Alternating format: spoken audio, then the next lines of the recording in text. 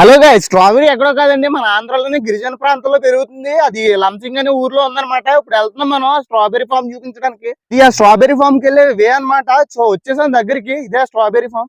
ఇప్పుడు మీరు చూసేది స్ట్రాబెరీ ఫామ్ అన్నమాట. మన చుట్టూరు అదే అన్నమాట. చూస్తున్నారా, ఇదే ప్లాంట్ అన్నమాట.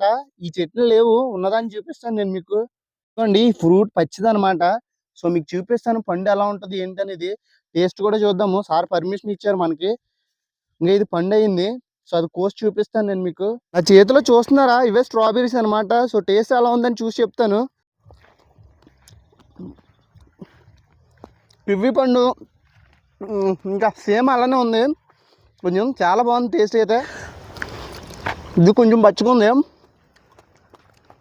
కొంచెం పుల్లగా ఉంది అనమాట. పచ్చిది అయితే కొంచెం పుల్లగా ఉంది, బాగుంది ఇది కూడా.